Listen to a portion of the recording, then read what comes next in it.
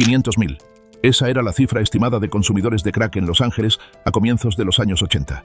Números así eran solo una pequeña ventana al lado más oscuro de California. Bajo las luces de Hollywood, esas pequeñas rocas blancas no solo ardían en pipas de vidrio, también estaban quemando el futuro de toda una generación. En medio de todo ese brillo vivían personas que casi nadie veía. Algunos convirtieron los clubes nocturnos en mercados de drogas. Otros manejaban operaciones enteras con simples notas enviadas desde celdas de prisión. Unos movían millones de dólares en una sola noche. Otros terminaban colapsando en festivales, aún con un arma en la mano.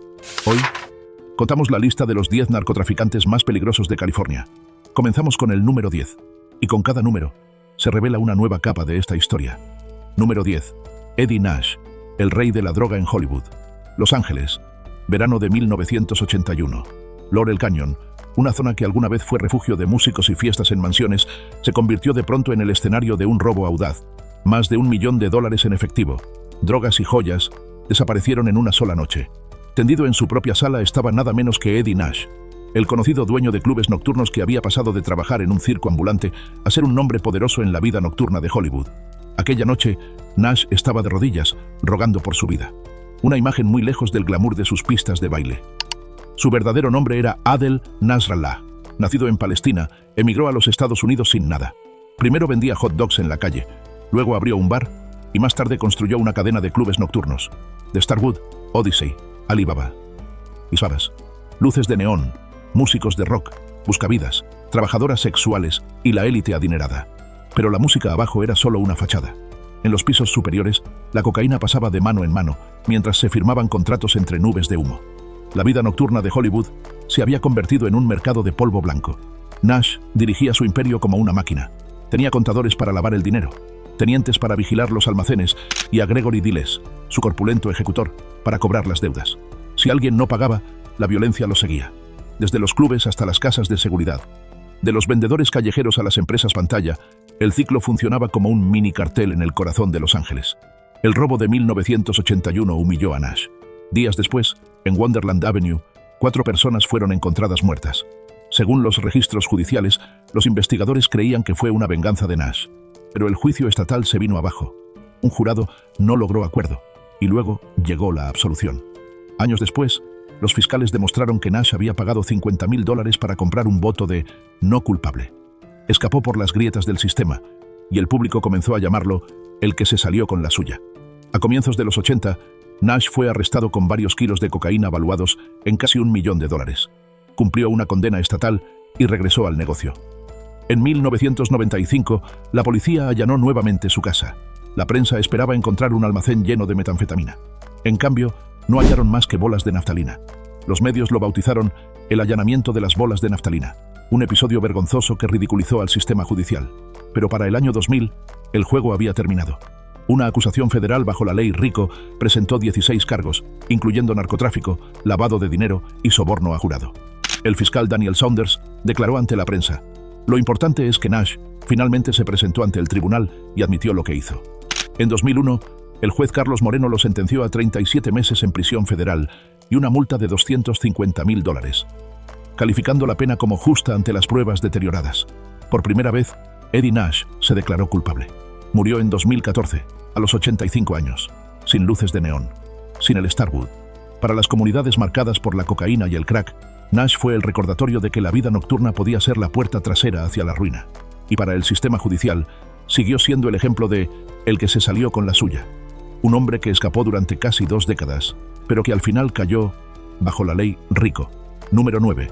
Freeway, Rick Ross, el rey del crack en Los Ángeles. Los Ángeles, comienzos de los años 80. La autopista 110 corría como una arteria de acero que conectaba el puerto con el centro de la ciudad. En las deterioradas calles del sur de Los Ángeles, un nombre empezó a hacerse famoso: Freeway Rick. No era rapero, no era un líder de pandilla. Había empezado como un simple jugador callejero de baloncesto, pero en pocos años se convirtió en la fuente más barata de crack en toda la ciudad. Rick Ross nació en 1960 y creció en la pobreza. En su juventud tuvo una oportunidad, una beca deportiva de tenis, pero la perdió por una verdad dura: no sabía leer. Años después lo admitiría con sus propias palabras: no podía leer ni escribir.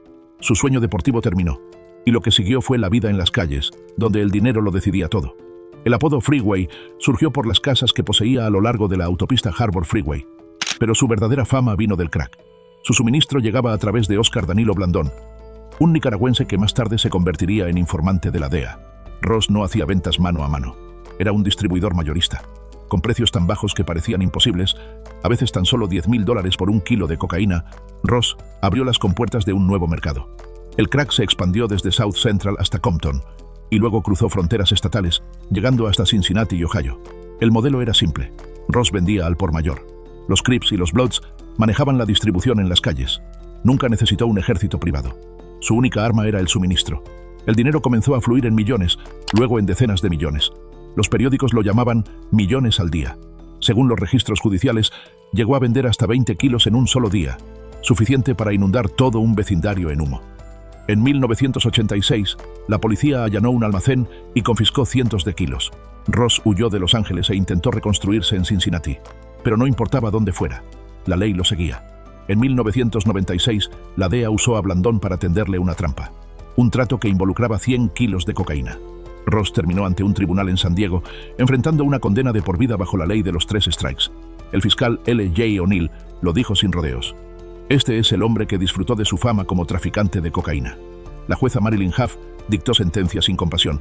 El señor Ross no obtiene un pase libre para traficar drogas por el resto de su vida. Esas palabras sellaron el destino de Freeway Rick, una condena sin retorno. Pero la ley tiene grietas. En 1998, el Tribunal Federal de Apelaciones anuló la cadena perpetua, declarando que la ley de los 3 strikes había sido mal aplicada. Ross evitó la condena de por vida. Su pena se redujo a 20 años. En prisión, aprendió a leer, a escribir e incluso estudió leyes para presentar sus propios recursos. En 2009, tras casi 2 décadas, Ross salió de la prisión de Texarkana. Más viejo, encorvado, pero llevando consigo la historia del filo doble de Estados Unidos. El crack, la justicia, la CIA y los vecindarios rotos. Ross dijo una vez: estaba en la ruina, solo intentaba hacer lo correcto. Pero el legado que dejó no fue redención, fue South Central, sumida en adicción. Fue una generación de niños creciendo entre nubes de humo. El nombre Freeway se convirtió en un símbolo oscuro de los años 80, la década en que las rocas blancas incendiaron Los Ángeles. Hoy, Ross conduce podcast, escribe libros y cuenta su historia, pero en los registros judiciales sigue siendo el ejemplo perfecto de cómo un distribuidor, sin ejército propio, pudo devastar toda una ciudad. Número 8. Felix el Gato Mitchell, líder de la 69 Mob de Oakland. Oakland, finales del verano de 1986. En las calles del este de la bahía, un funeral se extendía por más de 8 millas. Rolls Royces, Cadillacs y hasta una carreta tirada por caballos llevando un ataúd de bronce. Multitudes llenaban las aceras. Algunos reproducían Smooth Operator mientras pasaba la procesión. Los periódicos escribieron: podría haber sido el funeral de un héroe nacional caído, pero era el de Felix Wayne Mitchell. No era político, tampoco artista. Era el rey de la heroína en Oakland. Su apodo, Félix el Gato. Nacido en 1954 en Oakland, Mitchell creció en complejos de vivienda pública donde la pobreza y la violencia eran parte del aire. A finales de los años 70, formó la 69 Mob, un grupo local que funcionaba como una corporación. Su sistema era simple pero efectivo. Heroína al por mayor, casas de almacenamiento y equipos en cada esquina. Los vendedores callejeros debían rendir cuentas y la violencia era el precio del control. Según reportes locales, su red generaba hasta $5 millones al año. Cifras nunca vistas en el este de la bahía. Los residentes de Oakland conocían bien la presencia de Félix. Los complejos de vivienda se convirtieron en mercados de heroína donde la 69 Mob fijaba los precios y las reglas. Años más tarde, los fiscales federales lo describieron como un reinado de terror, un dominio que aplastó familias bajo el peso de la adicción. En 1983, Mitchell fue acusado de conspiración por tráfico de heroína, operación de una empresa criminal continua y evasión fiscal. El primer juicio terminó en nulidad, pero la fiscalía no se rindió. El 4 de junio de 1985, la jueza Marilyn Hall Patel lo sentenció a cadena perpetua sin posibilidad de libertad condicional, calificando su dominio como un reinado de terror en los proyectos de vivienda de Oakland. Un año después, el 21 de agosto de 1986, Mitchell fue apuñalado varias veces dentro de la prisión federal de Leavenworth. Fue declarado muerto a la 1:59 de la madrugada en el hospital Cushing. Días después, su lujoso funeral sacudió al país. Entre 1.000 y 1.800 personas asistieron. Autos de lujo llenaron las calles, y surgió el debate. ¿Había enterrado Oakland a un criminal o a un supuesto héroe del barrio? Pero la verdadera sorpresa vino tras su muerte. La violencia no se apagó, explotó. Sin una figura central en control, pequeñas bandas comenzaron a pelear por territorio. Los precios cayeron, los disparos se multiplicaron. Sociólogos más tarde lo llamaron la paradoja de Félix Mitchell, la idea de que eliminar a un capo puede, en realidad, aumentar la violencia. Legalmente, la apelación de Mitchell seguía pendiente cuando murió. Eso obligó al tribunal a anular su condena por una cuestión técnica. La jueza Patel se negó a firmar la orden que habría limpiado su historial, afirmando que hacerlo ofendería la conciencia. La ley ya no podía juzgarlo, pero Oakland seguía viviendo entre los restos del imperio que él construyó. El funeral de 1986 fue un recordatorio. Un imperio criminal puede lucir elegante por fuera, pero su legado son familias destruidas y comunidades rotas. Félix el Gato nunca salió vivo de Leavenworth, pero su nombre aún flota sobre el este de la bahía, como un fantasma de la era de la heroína. Número 7. Michael Mosca Torres. Mafia mexicana. Cárcel del Condado de Los Ángeles. Comienzos de los años 2000. Detrás de muros húmedos y barrotes oxidados funcionaba un sistema de poder oculto. El hombre al mando no llevaba un arma. Nunca caminó libre por las calles. Aún así, obligaba a cientos de hombres fuera de prisión a enviar dinero de regreso al interior. Su nombre era Michael Mosca Torres, un líder de la mafia mexicana, conocida como la M. Torres creció en Los Ángeles y se unió a Florencia 13, una de las clicas sureñas más antiguas. Para la M, era el recluta perfecto, leal, silencioso y disciplinado. Cuando fue colocado como shot caller dentro de la cárcel del condado, Torres convirtió la prisión en su propio mercado privado. Su poder se sostenía sobre dos pilares. El primero era el Kitty, un fondo común. Cada grupo sureño, dentro y fuera, debía enviar parte de sus ganancias. A veces cientos de dólares del tráfico de drogas, otras veces una pequeña fracción del contrabando. Ese dinero pagaba abogados, ayudaba a las familias y, sobre todo, reforzaba el poder de la M. No pagar al Kitty era traición, y la traición se pagaba con violencia. El segundo pilar era el control del tráfico de drogas dentro de la cárcel. Torres aseguraba el flujo de heroína y metanfetamina mediante líneas de contrabando complejas, escondidas en la ropa de los visitantes, en la comida e incluso con ayuda de personal corrupto. Una vez dentro, las drogas se fraccionaban y se revendían a precios fijados por la M. Quien rompía las reglas era eliminado rápidamente. Desde su celda, Torres controlaba más que a los internos. Su influencia alcanzaba las calles. Las clicas sureñas del sur de Los Ángeles estaban obligadas a seguir su código de impuestos. Cada dólar de las ventas de droga en el exterior debía regresar al Kitty. Era la manera de demostrar que, incluso tras los muros, la organización seguía viva y creciendo. Pero en la M, el poder siempre tiene un precio. Cuando Torres fue trasladado a la prisión estatal de Kern Valley, una de las más violentas de California, aún conservaba mando. Hasta que en 2005, su dominio llegó a su fin. Durante un paseo en el patio, Torres fue emboscado y apuñalado múltiples veces por varios internos. El informe oficial indicó que participaron varias personas. Los que conocían las reglas de la M sabían lo que eso significaba. Una purga interna. Un mensaje claro. Nadie es intocable. Ni siquiera quien alguna vez controló el Kitty. La muerte de Torres reveló una paradoja amarga. Para el público, era solo otro criminal que convirtió la cárcel en un mercado negro. Pero para muchos sureños, demostró que incluso tras los barrotes, un solo hombre podía obligar a toda una ciudad a pagar. Hoy, el nombre Michael Mosca Torres se ha desvanecido, pero su historia sigue apareciendo en investigaciones sobre la M, como ejemplo del poder que finalmente fue sepultado por las frías leyes de la propia organización. Número 6. Arturo Tablas Castellanos. La M. Desde el CHU de Pelican Bay. Prisión estatal de Pelican Bay. Comienzos de los años 2000.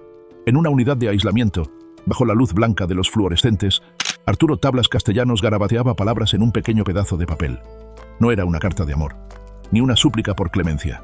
Eran reglas, normas para la pandilla Florencia 13 en las calles. Ese kit, una nota enviada en secreto a través de abogados e internos, se convirtió en una constitución clandestina. Obligaría a miles de miembros de F-13 a obedecer. Castellanos no había pisado las calles desde finales de los años 70. Fue encarcelado en 1979 por homicidio y recluido en el SHU, Unidad de Aislamiento, de Pelican Bay, desde 1990. Desde allí, se convirtió en el líder indiscutido de Florencia 13, una de las pandillas sureñas más grandes y antiguas de Los Ángeles. Según fiscales federales, lo dirigía todo desde una celda solitaria, con solo papel y lápiz. Su sistema funcionaba como una máquina. Cada clica debía elegir un presidente y un vicepresidente. Se reunían semanalmente. Los conflictos se resolvían con peleas uno a uno y terminaban ahí. Cualquiera que saliera de prisión debía mostrar documentos que probaran que no era informante. Y lo más importante, cada dólar proveniente de drogas, prostitución o mercancía falsificada debía pagar impuestos al fondo común. Ese dinero sostenía a las familias de los internos, pagaba abogados y regresaba a la M dentro de prisión. Desde Pelican Bay, Castellanos incluso regulaba los mercados de drogas. La heroína se permitía en las cárceles del condado para cubrir costos, pero estaba prohibida en las calles. La metanfetamina, el glass, estaba totalmente vetada dentro de prisión. Los paisas, mexicanos nacionales, estaban exentos del impuesto de F13, ya que pagaban directamente a la M. Estas reglas le daban a Tablas control dentro y fuera, basado en disciplina y tributación organizada. Pero esas mismas reglas también alimentaron la violencia. Entre 2004 y 2007, la zona de Florence Firestone, en Los Ángeles, se convirtió en un campo de batalla. Según los fiscales federales, las órdenes de Castellanos desencadenaron una serie de ataques contra los East Coast Crips. Decenas de personas perdieron la vida, muchas de ellas inocentes. En el tribunal, un fiscal declaró: simplemente salieron y empezaron a disparar. Desde una celda solitaria, el nombre Tablas proyectaba una sombra sobre las calles. En 2010, múltiples miembros de F13 recibieron cadena perpetua. Castellanos permaneció en el SHU de Pelican Bay. En 2013, volvió a ser noticia al unirse a una huelga de hambre junto a otros 3 líderes, protestando contra el confinamiento solitario. Era una paradoja. El hombre acusado de imponer reglas duras afuera, ahora exigía derechos humanos adentro. Hoy, Arturo Tablas Castellanos sigue en el SHU, cumpliendo cadena perpetua sin posibilidad de libertad condicional. Los caites que alguna vez escribió ahora descansan como evidencia en expedientes judiciales. Son un recordatorio de que incluso un pedazo de papel puede convertir comunidades enteras en campos de batalla. Número 5. Ronald Dean Yandel, Hermandad Aria, Prisión Estatal de California, en Sacramento. Finales de los años 2010. Dentro de una celda de menos de 10 metros cuadrados, Ronald Dean Yandel estaba encorvado sobre una litera de acero. En sus manos, un teléfono celular de contrabando escondido entre mantas. Cada llamada duraba apenas unos minutos. Pero afuera, podía decidir el destino de un hombre. Un envío de heroína. Una orden de ejecución. El ingreso de un nuevo miembro a la Hermandad Aria. Incluso tras los barrotes, Yandel formaba parte de la comisión, el consejo de 3 hombres que gobernaba una de las pandillas carcelarias más temidas de Estados Unidos. Nacido en 1968, Yandel creció en barrios del oeste marcados por las pandillas. Aprendió temprano la ley de la supervivencia. Los débiles son devorados. En 2004, fue sentenciado a cadena perpetua por homicidio. Para muchos reclusos, eso significaba el fin del camino. Pero Yandel era distinto. Con la cabeza rapada y tatuajes en el rostro, se convirtió en uno de los shot callers más temidos del sistema penitenciario de California. Bajo su mando, la Hermandad Aria funcionaba como una corporación oculta. Un ala controlaba las rutas de heroína y metanfetamina desde Sacramento hacia otros estados. La otra administraba la membresía y la disciplina. Según la fiscalía, el precio por portar el emblema AB era sangre. Describieron a Yandel dirigiendo un centro de llamadas criminal desde su celda, donde cada llamada decidía quién vendía, quién cobraba y quién debía morir. La prueba más clara llegó con el asesinato del interno Hugo Pinel, un hombre odiado durante décadas. Según los registros judiciales, Yandel prometió un parche de la Hermandad Aria a quien ejecutara el ataque. Después del homicidio, Yandel ordenó usar dinero del fondo común para apoyar a los agresores. Una grabación lo captó presumiendo haber dado la orden. Para los fiscales fue la evidencia de que, dentro de la Hermandad Aria, el asesinato también era un ritual de iniciación. Pero Yandel no se detuvo ahí. En 2019, los registros federales mostraron que él y William Billy Sylvester operaban una red de heroína y metanfetamina desde la misma celda. 6 llamadas fueron grabadas. Órdenes de asesinato, dentro y fuera de prisión. Tras un juicio de 9 semanas, en abril de 2024, un jurado federal lo declaró culpable de conspiración para cometer homicidio y tráfico de drogas. En diciembre, el tribunal lo sentenció a 2 cadenas perpetuas consecutivas. Frente al juez, Yandel no suplicó. Dijo fríamente: sigo de pie. No soy fácil de matar. Volveré en apelación. Para la comunidad, esas palabras no sonaban a fortaleza, sino a advertencia. Las pandillas aún proyectan sombras desde tras los barrotes. Para la justicia, las condenas consecutivas fueron un mensaje claro. La Hermandad Aria no tiene futuro. Número 4. Peter Sana Ojeda, el padrino de la M en el condado de Orange. Condado de Orange, mediados de los años 2000. En los registros oficiales, muchos líderes de la M estaban encerrados en Pelican Bay.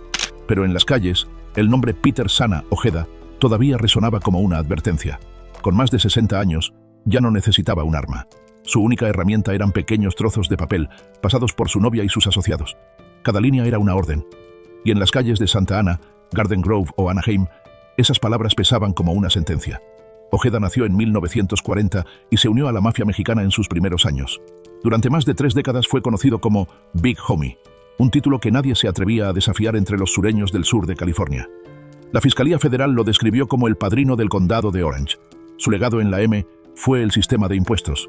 Un porcentaje de cada negocio callejero, heroína, metanfetamina, prostitución, extorsión, debía pagarse. Si pagabas, sobrevivías. Si te negabas, quedabas green lighted, marcado para morir. Ese sistema convirtió a la M en una máquina financiera subterránea. Las pandillas de la calle pagaban por su supervivencia. Una sola palabra de Sana Ojeda podía cambiar el destino de un joven latino recién llegado a las calles. Podía ser protegido o convertirse en objetivo de la noche a la mañana. Dentro de la cárcel del condado de Orange, el silencio y la violencia coexistían. Una orden bastaba. No hacían falta explicaciones. En 2005, Ojeda fue arrestado y sentenciado a 14 años en prisión federal. Pero los muros no detuvieron su alcance.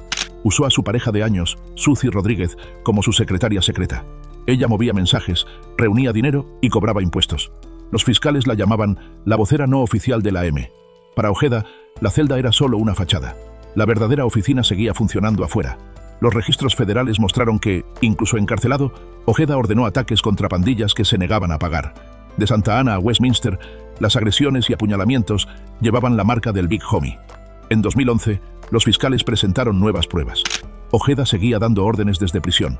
En 2016, con 74 años, fue condenado nuevamente bajo la ley RICO.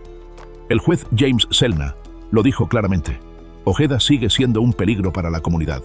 15 años más fueron añadidos a su sentencia. Ojeda nunca volvió a salir libre.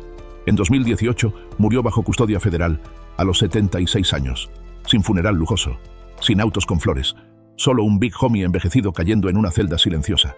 Pero el sistema de impuestos que él construyó siguió vivo, convirtiendo a la M de una pandilla carcelaria en un imperio financiero. Para la comunidad, Ojeda demostró que incluso un anciano podía obligar a todo un condado a pagar hasta su último aliento. Número 3. Joe Pegleg Morgan, mafia mexicana. En los patios de prisión lo llamaban el viejo de la pierna de madera. No gritaba. No presumía fuerza. Bastaba con una mirada fría y unas pocas palabras para que los hombres obedecieran. En 1961, Morgan escondió una sierra dentro de su pierna protésica. Con ella ayudó a 11 reclusos a abrir un túnel de mantenimiento y escapar. Una semana después, todos fueron capturados. Pero desde ese día, el nombre Pegleg se extendió por las cárceles de California como una leyenda polvorienta. Morgan nació en 1929, en East Los Angeles, hijo de padres eslavos. No tenía sangre mexicana, pero hablaba español mejor que muchos locales. De adolescente aprendió pronto la ley de las calles. A los 16 años cometió un homicidio. Más tarde asaltó bancos con armas automáticas. En San Quentin y Folsom, Morgan no era de los que alardeaban. Observaba. Esperaba. Un exmiembro de la M dijo: para nosotros, él era mexicano. En ese mundo, Morgan fue aceptado como sangre verdadera. Para entonces, la M ya no era solo una pandilla carcelaria. Se había convertido en un gobierno clandestino para los sureños afuera. Cobraba impuestos a las clicas, distribuía heroína y metanfetamina y hacía cumplir leyes no escritas. Quien se negaba a pagar sufría las consecuencias. Morgan no fundó la organización, pero se volvió el hermano mayor que transformó el caos en orden. Un agente de la DEA dijo una vez: tenía su propio sentido del honor, caminaba por encima de muchos. Palabras frías pero justas. Morgan escribía su propio código y se pagaba con sangre. En 1977, un narcotraficante fue asesinado en Seal Beach. El testimonio de Ramón Mundo Mendoza apuntó directamente a Morgan como el organizador. El tribunal lo condenó a cadena perpetua. Desde entonces, se convirtió en el modelo de shot caller. Nunca necesitó levantar una cuchilla. Una sola nota enviada por la línea bastaba para sembrar miedo. En sus últimos años, Morgan vivió en el SHU de Pelican Bay, 22 horas y media al día en una celda de 8 por 10 pies. Silencio, luz dura, sin patio, sin drogas. En 1993 fue trasladado a Corcoran, donde fue diagnosticado con cáncer de hígado terminal. Su esposa pidió liberación por compasión, pero antes de que se aprobara, Morgan murió mientras dormía. Tenía 64 años. Su muerte cerró la vida de un anciano de prisión, pero los ecos no se apagaron con él. La M siguió viva. Las leyes no escritas continuaron dominando las calles. Joe Morgan, el forastero aceptado como mexicano, ahora vive solo en los archivos. Un recordatorio de que el poder carcelario puede alcanzar la sociedad. Pero al final, ni el poder escapa al tiempo. Número 2. Benjamín Arellano Félix, el cartel de Tijuana. San Diego, finales de los años 90. A pocos pasos de la frontera, los agentes estadounidenses incautaban cargamentos y más cargamentos de polvo blanco puro. Pero el flujo no se detenía. Al otro lado, en Tijuana, un hombre tranquilo se sentaba tras un escritorio, planeando cada ruta. Su nombre era Benjamín Arellano Félix. Nunca llevaba un arma. Nunca disparó un tiro. pero cada dólar y cada cargamento pasaban por sus manos. Nacido en 1952, en Sinaloa, Benjamín y sus hermanos, Ramón, Eduardo y Francisco Javier, dejaron su ciudad natal para construir el cartel de Tijuana. Ramón era el pistolero temerario. Benjamín, el contador. Desde el principio, entendió cómo convertir un grupo violento en un sistema financiero. La prensa estadounidense lo describió como el cerebro administrativo, el hombre que moldeó el cartel hasta hacerlo parecer una multinacional. Su modelo funcionaba como una empresa. Jefes de plaza controlaban territorios y enviaban ganancias al consejo. El dinero se lavaba a través de restaurantes, transportes y casas de cambio. Cada cargamento pagaba impuesto. Cada pandilla que cruzaba la frontera pagaba cuotas. Los sobornos a policías y políticos se anotaban como gastos. Para Benjamín, la violencia era el último recurso. Su verdadera arma era el control del dinero. A mediados de los años 90, el cartel de Tijuana, bajo los hermanos Arellano Félix, casi monopolizó el cruce de San Diego. Toneladas de cocaína fluían desde Colombia, pasaban por México y llegaban a California. Las ganancias se contaban en miles de millones. La DEA reportó, operaban como una multinacional, con finanzas, contabilidad y junta directiva. Pero junto a esa estructura también corría la sangre. Cuando los rivales del cartel de Sinaloa intentaron tomar territorio, estallaron los tiroteos. En autopistas, a plena luz del día. Tijuana se convirtió en una zona de guerra. Benjamín siempre mantuvo la imagen del jefe sereno. Ramón era la cara violenta. Benjamín, el negociador con el cartel de Cali, construyó rutas de lavado de dinero hacia Estados Unidos. Elevó al cartel de Tijuana a un nivel de poder nunca antes visto. Para los fiscales federales, era el arquitecto de una máquina criminal. En 2002, tras años de persecución, la policía mexicana rodeó una zona residencial en Puebla. Dentro de una casa modesta encontraron a Benjamín Arellano Félix. No hubo disparos. No hubo resistencia. Solo un hombre inclinando la cabeza para aceptar las esposas. Más tarde, en un tribunal estadounidense, fue condenado a 25 años por lavado de dinero y conspiración para traficar cocaína. Una pena que sonaba leve frente a la sangre y el dinero que lo habían rodeado. Pero fue la primera vez que el apellido Arellano Félix apareció oficialmente en los registros judiciales de Estados Unidos. Hoy, Benjamín cumple su condena en una prisión federal, con fecha de liberación programada para 2033. Ya no es el gerente silencioso de Tijuana. Pero su modelo permanece. El sistema de impuestos, los métodos de lavado, el cartel como corporación. Todo sigue llevando su firma. Para las comunidades fronterizas, su nombre evoca una década de sangre, cuando Tijuana se convirtió en el punto más caliente entre México y California. Para la justicia, su sentencia es un recordatorio. Ni el arquitecto más frío puede escapar del alcance de la ley. Número 1. Ramón Arellano Félix. El cartel de Tijuana. Mazatlán, Sinaloa. Febrero de 2002. Los tambores del carnaval llenaban las calles. Los fuegos artificiales iluminaban el cielo nocturno. Un hombre alto, vestido con una camisa sencilla, caminaba entre la multitud. Nadie sabía que era Ramón Arellano Félix, incluido por el FBI en la lista de los 10 más buscados. Era el jefe de sicarios del cartel de Tijuana. Horas después, caería en un tiroteo con la policía. Un final inesperado para uno de los hombres más violentos en la historia de la frontera. Ramón nació en 1964, en Sinaloa, dentro de una familia numerosa. Cuando se mudaron a Tijuana, los hermanos fundaron la organización Arellano Félix, AFO. Si Benjamín era el cerebro, Ramón era la mano armada. Su papel consistía en dirigir los grupos de sicarios, ordenar ejecuciones y proteger el control de la ruta Tijuana-San Diego, uno de los corredores más rentables del mundo. Su sistema se basaba en jefes de plaza y un ejército de halcones, o vigilantes, apostados en esquinas y cruces fronterizos. Cada grupo que movía cocaína o heroína por la zona debía pagar el piso, el peaje impuesto por el cartel. Resistirse significaba recibir luz verde, una orden de muerte. En ocasiones, Ramón incluso contrataba pandillas estadounidenses. La Logan Heights Gang de San Diego trabajó como su escuadrón de ataque, una prueba de que Ramón reclutaba soldados de ambos lados de la frontera. Uno de los episodios más oscuros asociados a su nombre ocurrió el 24 de mayo de 1993, en el aeropuerto de Guadalajara. Cuando la AFO intentó asesinar a Joaquín El Chapo Guzmán, las balas perdidas alcanzaron al cardenal Juan Jesús Posadas Ocampo, una de las figuras más altas de la Iglesia Católica. Su muerte estremeció a México y convirtió la violencia del narco en una crisis política y social. Desde ese momento, Ramón dejó de ser solo una amenaza fronteriza. Se volvió el símbolo de la violencia sin límites. Durante los años 90, Ramón lideró tiroteos a plena luz del día en las calles de Tijuana. La ciudad se transformó en un campo de batalla entre la AFO y el cartel de Sinaloa. Mientras Benjamín usaba trajes y negociaba, Ramón aparecía con cadenas de oro, la camisa abierta y el arma al costado. La prensa mexicana lo llamó uno de los pistoleros más temidos en la historia del narcotráfico. Pero todo imperio tiene su caída. El 10 de febrero de 2002, durante el carnaval de Mazatlán, la policía lo localizó por casualidad. Al ser detenido, Ramón desenfundó su arma. El fuego cruzado estalló entre la multitud. El resultado: Ramón cayó abatido. Su cuerpo fue retirado del lugar, rodeado de cámaras. Las pruebas de ADN confirmaron la verdad. El fugitivo número 1 del FBI había muerto. Menos de un mes después, su hermano Benjamín fue capturado en Puebla. En solo 27 días, el cartel de Tijuana perdió su cerebro y su mano armada. El efecto dominó sacudió el imperio de miles de millones de dólares hasta sus cimientos. Hoy, cuando se recuerda a la AFO, dos nombres permanecen en contraste: Benjamín, el administrador frío; Ramón, el ejecutor implacable. Para las comunidades fronterizas, Ramón dejó recuerdos de los años en que Tijuana se convirtió en zona muerta. Para la justicia, su muerte fue un recordatorio inevitable.